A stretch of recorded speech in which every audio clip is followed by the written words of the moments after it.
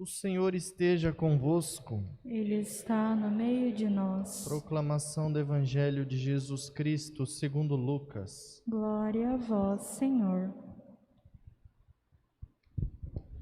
Naquele tempo, Jesus disse a todos: Se alguém me quer seguir, renuncie a si mesmo. Tome sua cruz cada dia e siga-me. Pois quem quiser salvar a sua vida, vai perdê-la. E quem perder a sua vida por causa de mim, esse a salvará. Com efeito, de que adianta a um homem ganhar o mundo inteiro, se perde e se destrói a si mesmo? Se alguém se envergonhar de mim e das minhas palavras, o Filho do Homem também se envergonhará dele, quando vier na sua glória, na glória do Pai e dos santos anjos. Palavra da salvação. Glória a vós, Senhor.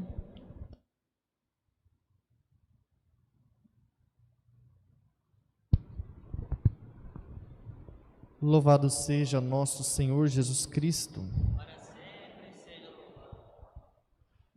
Meus caros irmãos, então, hoje estamos ainda na quarta semana do tempo comum, caminhando para a quaresma, mas hoje a igreja está usando o vermelho, que é a cor do martírio, né? A cor de sangue. E hoje nós vemos uma santa especial, que o padre geralmente reza nas orações eucarísticas, na oração eucarística primeira, né?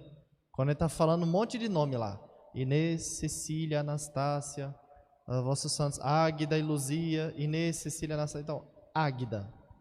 Essa é a santa que nós celebramos no dia de hoje. Uma santa jovem. Então, dos primeiros séculos, entre o século IV aproximadamente, do imperador Décio, na época do imperador Décio. Então, o Império Romano já sofria de uma corrupção moral, de um declínio moral. Tanto é que alguns especialistas assim falam que é o principal motivo da queda do Império Romano, é um motivo moral, que ele foi se destruindo moralmente, né? Então, no meio desse império decadente, o imperador ainda usava os cristãos como bode expiatório. Então, aquele que não queria adorar os deuses falsos eram sofridos a diversas torturas.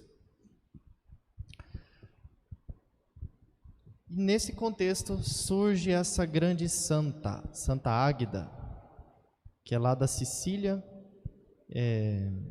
na região italiana, né? Ágata em italiano, então também é o nome Ágata, Águida.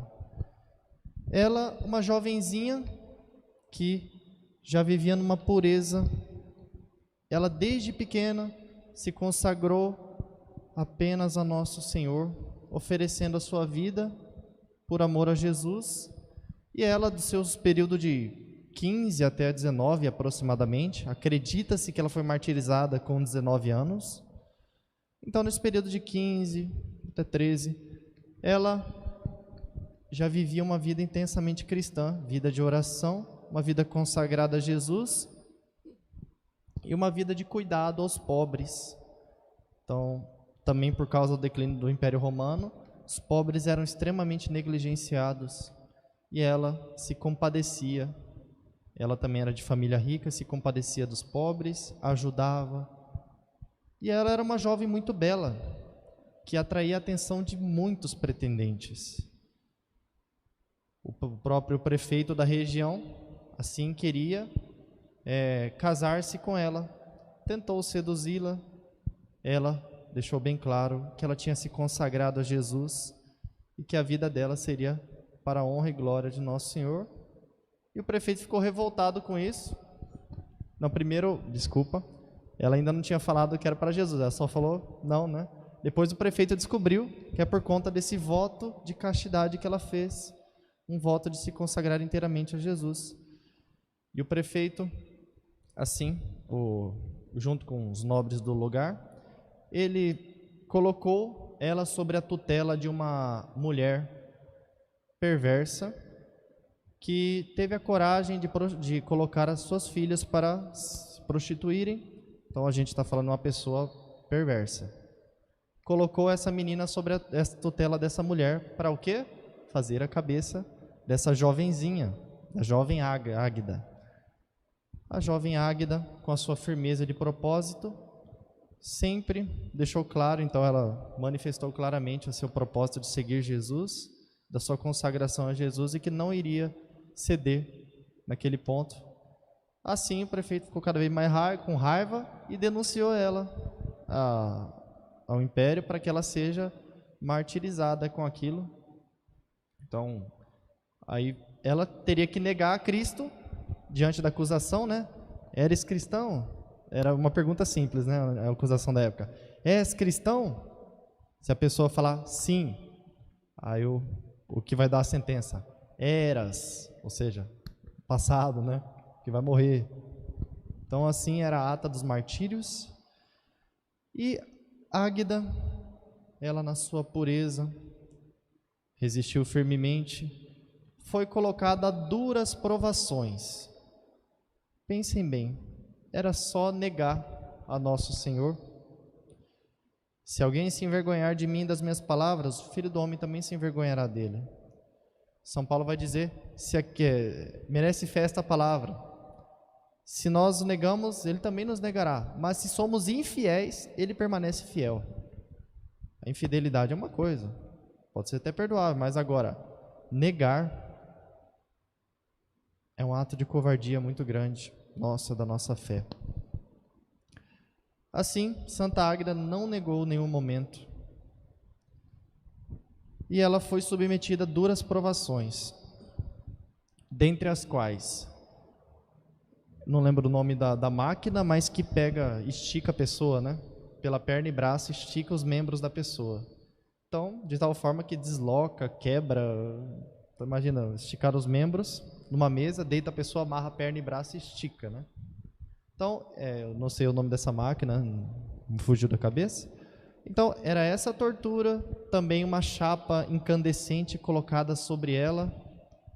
Então, ou seja, torturas bem horrendas. E, por fim, arrancaram os seios de Santa Águida e jogaram-na na prisão, desse jeito, para morrer com seus ferimentos.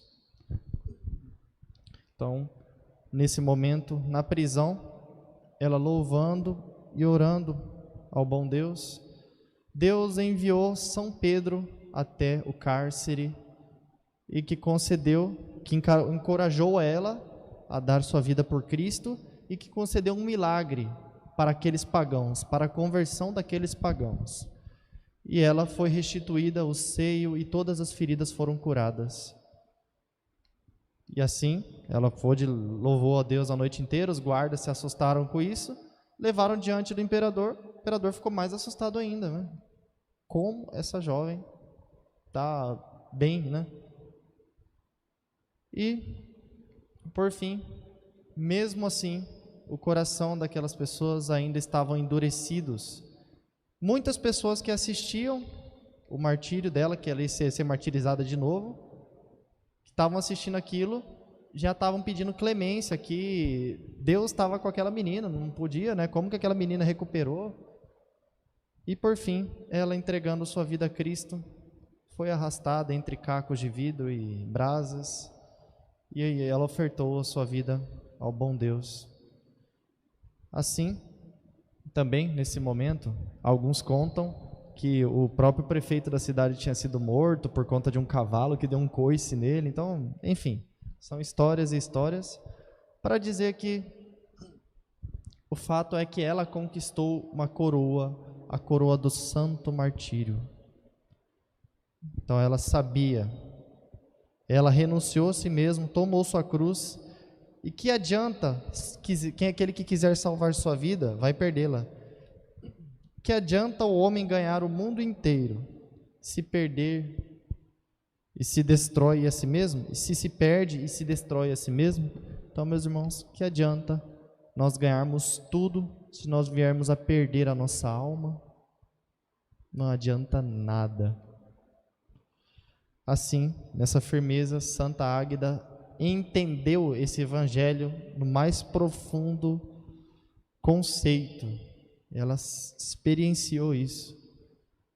E nessa convicção, ela deu sua vida por amor a Cristo. E é uma das grandes santas e a santa protetor do câncer de mama também, né? Então, a igreja colocou ela sobre o patrono das doenças relacionadas ao seio, por conta do milagre de São Pedro a ela. Então, meus irmãos, uma jovem que tentaram influenciar de qualquer forma para mudar a mentalidade dela, mas ela sempre foi firme nas convicções e nos princípios. Então, ela foi uma mártir na alma e recebeu a graça do martírio de sangue, de doar sua vida por Cristo. Então, recebeu uma das maiores coroas do céu.